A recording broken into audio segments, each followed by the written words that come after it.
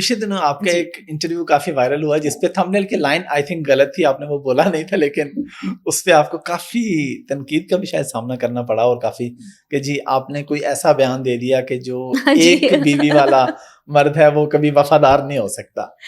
اچھا, اس کی ہم چلے جاتے ہیں, تھوڑی ڈیٹیل میں چلے جاتے ہیں.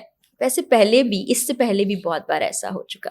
ابھی عفان کے ساتھ پوڈ کاسٹ ہوا تھا, اور وہ ابھی ہم بات کر رہے تھے جب, تو وہ ایک تھمبنیل پہ لکھا کہ عفان نے بڑا غلط کر دیا, ایسا کچھ لکھا تھا. تو میں نے تو اس پوڈ کاسٹ میں بولا تھا کہ عفان کے پوڈ کاسٹ میں ہم نے بات کی اور لوگوں نے اس کو ہی انداز دے دیا. اب یہ رابی کے پوڈ کاسٹ میں ڈسکشن شادیوں کے بارے میں ہی ہوئی تھی, جیسے ہم بات میں نے دیکھا وہ آپ کا پورا انٹرویو, تو میں نے یہ بولا کہ جس شخص کی ایک بیوی ہے اور وہ باہر ایکسٹرا میرٹل افیئر کر رہا ہے, اور بیوی بھی کہتی ہے کہ اٹس اوکے, تو پھر یہ غلط ہے ہمارے شریعت کے لحاظ سے, اور ویسے بھی یہ غلط چیز ہے. تو پھر نکاح بہتر ہے یا یہ سب بہتر ہے؟ تو پھر یہ اس طرح کی بات کی تھی. لیکن وہ جو جملہ اسپیسیفک بولا ہے وہ میں نے بولا ہی نہیں, وہ جملہ کوئی مجھے نکال کے بتا دے.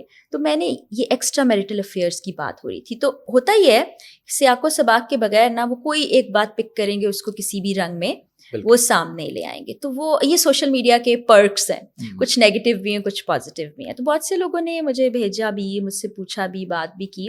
تو میں نے کہا پوڈ کاسٹ پورے کا پورا موجود ہے, جائیے, اس میں بڑی کمپلیٹ ڈسکشن ہے, سنیے کہ میرا پوائنٹ آف ویو کیا تھا. لیکن اس کے باوجود اگر آپ چاہتے ہیں تنقید کرنا تو آپ کرتے رہیے. اب میری بات کو اگر آپ مس انڈرسٹینڈ کر رہے ہیں تو پھر یہ آپ کی سوچ ہے, میری جو سوچ ہے وہ میں نے بتا دیا. تو میں کنٹروورسی یا اس طرح کی تنقید یا ان سے گھبراتی نہیں ہوں, کیونکہ ہم نے بہت فیس کیا ہے. میں وہی بتا رہی ہوں, جب شادی کے بارے میں لوگوں کو یہ پتہ چلا, 2012 میں شادی ہوئی تھی, 18 میں وہ ایک پکچر کے بعد بڑا نا انہوں نے اقرار نے بھی بیانات دیے اور وہ سب ہوا, تو میں نے بڑی بیشنگ برداشت کی, اور اب میں بڑی ٹھیٹ ہو گئی ہوں. 2025 میں جی, یعنی ہم یہ فرض کر لیتے ہیں کہ آپ کی اور اقرار کی شادی نہیں ہوئی, آج آپ کو اقرار بھائی رشتہ بھیجتے ہیں, کیا آپ آج بھی دوسری بیوی بننا پسند کریں گی, دوسری یا تیسری؟ اور باقی خواتین کو کیا مشورہ دیں گی کہ دوسری تیسری بن جانا چاہیے؟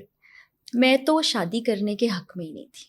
آج آپ کے پوڈ کاسٹ میں پتے کی بات بتاؤں, میں زندگی میں شادی نہیں کرنا چاہتی تھی. وہ اس لیے کہ میرے پیرنٹس جو تھے وہ کوئی آئیڈیل لائف نہیں میں نے دیکھی تھی نا, ان کی پھر بعد میں سپریشن بھی ہو گئی, تو آئیڈیا آف میرج میرے لیے اتنا اچھا نہیں تھا. مجھے لگتا تھا اگر ایسے ہو تو پھر یہ اچھا نہیں ہے. تو اقرار کی ہمت ہے جنہوں نے مجھے کنونس کر لیا اور میں نے شادی کر لی.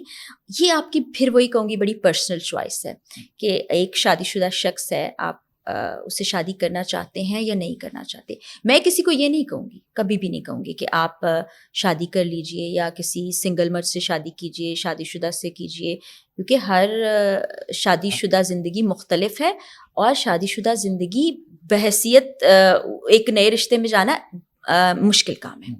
اگر کسی بھی انسان کی نئی شادی ہو رہی ہے اور پہلی بار ہو رہی ہے تو وہ بھی بڑا مشکل کام ہے. شادی بہرحال مشکل ہے, تو یہ آپ کا اپنا ڈیسیژن ہے, اس میں کسی کو کوئی ایڈوائس نہیں کر سکتی. ہاں یہ ضرور ہے کہ کچھ بیسک چیزیں, بیسک کوالٹیز وہ آپ ایک دوسرے میں ضرور دیکھیں, جس کا آپ کو اللہ تعالیٰ نے بھی حق دے رکھا ہے اور نبی پاک صلی اللہ علیہ وآلہ وسلم نے بھی بتایا ہے.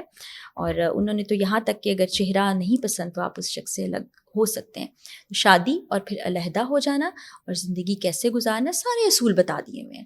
تو یہ آپ اپنے حالات و واقعات کے مطابق فیصلہ کیجیے, میرے کہنے پہ نہیں. اچھا, اس چیز پہ میں تھوڑا ڈیٹیل میں آنا چاہوں گا. بچپن پھر آپ کا کیسا گزرا, آپ نے کیسا فیس کیا؟ آپ اپنے والد صاحب سے تو دور رہیں پہلے, جی, پھر آپ دوبارہ ان کے قریب ہوئیں, پھر کسی حد تک دور اور پھر دوبارہ قریب. یہ سب کس طریقے سے مینیج ہوا, کتنا مشکل تھا؟ اور سنگل پیرنٹ ہونا آپ نے تو کہ امی کے ساتھ آپ نے دیکھا نا, تو یہ کیا معاملہ تھا, کس طریقے سے آپ, اور پھر دور ہو کے دوبارہ قریب کیسے ہوئے آپ؟ میری امی بہت اسٹرانگ خاتون ہیں, اللہ تعالیٰ ان کو صحت, تندرستی, لمبی زندگی دے. ہمیں انہوں نے ہی پالا, اور میرے والد جب 5.5-6 سال کے درمیان کی عمر تھی تو تب علیحدگی ہو گئی تھی, ڈیورس ہو گئی تھی میرے پیرنٹس کی. زیادہ وقت اماں کے ساتھ گزرا, کچھ سال ابا لے گئے ہمیں, پھر ہم دوبارہ والدہ کے پاس آ گئے. تو اس کے بعد پھر امی کے پاس ہی رہے, اور پھر اپنا کام اور کریئر یہ سب کچھ کرتے رہے. امی نے نا پازیٹیوٹی ہمیں بہت زیادہ سکھائی. عموماً جب دو لوگ الگ ہو جاتے ہیں یا شادی ٹوٹ جاتی ہے تو جو ماں ہے وہ بچوں کے دل میں باپ کے لیے ایسا جذبہ پیدا کر دیتی ہے کہ وہ غلط ہے، اس سے نہیں ملنا، اس سے بات نہیں کرنی، یا اس نے یہ کیا تھا، ایسا کیا تھا، میری والدہ نے یہ نہیں سکھایا. اور دوسری جانب میرے والد صاحب نے بھی ہمیشہ میری والدہ کی تعریف، ان کی پازیٹیو چیزیں، اچھی باتیں ہمیں بتائیں. تو ہمارے دل میں دونوں پیرنٹس کے لیے بچپن میں حالانکہ ہم نے دیکھا کہ لڑائی جھگڑے ہو رہے ہیں، بعد میں جب بڑے ہو گئے تو ہمیں اچھی چیزیں سکھائیں. ہم والد صاحب سے بھی ملتے تھے جب والدہ کے پاس رہتے تھے، چھٹیاں گزارنے ددیال جاتے تھے، ان سے ملتے تھے. اور میری پھوپھیاں آئیں 3، ان سے آج بھی میری امی کی بات چیت ہے، دکھ سکھ میں وہ لوگ ایک دوسرے کے گھر آتے جاتے ہیں. تو یہ چیز انہوں نے ہمیں سکھائی. تو اس لیے ابو سے لا تعلقی کبھی نہیں رہی. ہاں پھر ساتھ نہیں رہے. پھر جب میں لاہور واپس آئی اور والد صاحب بیمار تھے تو وہ آپ کو پتہ ہے ہمارے پنجابی پیرنٹس کا ذرا یہ ہوتا ہے کہ نہیں تیدے کرو پانی بھی نہیں پینا. تو ایسی سوچ والد صاحب کی. میں نے بڑا انہیں منایا، سمجھایا کہ ابو میں بڑی ہوں، اور اگر آج میری عمر کا آپ کا بیٹا ہوتا تو آپ اس کے پاس بھی جاتے تھے نا. اولاد تو اولاد ہے، آپ بیٹیوں کو زیادہ پیار کرتے ہیں. پھر میں ان کو لائی اور اللہ تعالیٰ نے یہ توفیق دی کہ میں نے ان کے ساتھ وقت گزارا. آپ نے بہت خدمت کی، میں رہی ان کے ساتھ، اور اللہ ان کو غریق رحمت کرے. پھر ان کا چلے جانا، ان کو دیکھا میں نے ایک اچھے خاصے صحت مند ہنستے کھیلتے انسان کے ساتھ کیسے کیسے کیا کیا ہوتا ہے، پھر کیسے اس دنیا سے چلا جاتا ہے.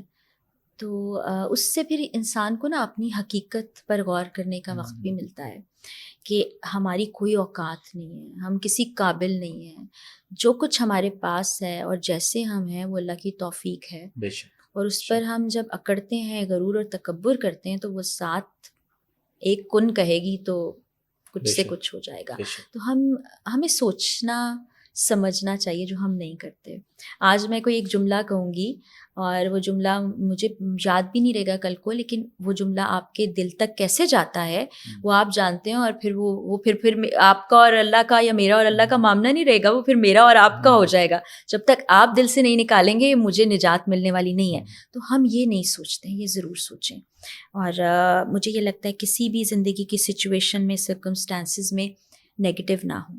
نیگیٹو سوچ ضرور آتی ہے، اس سے نکل آئیں، کیونکہ زندگی بہت تھوڑی ہے. مجھے نہیں پتا میری اگلی سانس آنی ہے یا نہیں، میں اس کرسی سے اٹھ نہیں سکوں گی یا نہیں. میں ہوں، آپ کوئی بھی ہے. یہ سوچیں. اور زندگی میں جو سب سے بڑا مسئلہ ہے نا حافظ بھائی، میرے پاس اگر پانی کا گلاس نہیں ہے اور آپ کے پاس ہے تو میں یہ سوچ کے اپنا سکون تباہ کر لوں گی کہ میرے پاس نہیں ہے، اور میں یہ نہیں دیکھوں گی میرے پاس 10 اور چیزیں ہیں. بالکل. تو آپ ادھر والی چیز دیکھیں نا، ادھر کیوں جاتے ہیں. یہ میں چاہتی ہوں سمجھیں لوگ.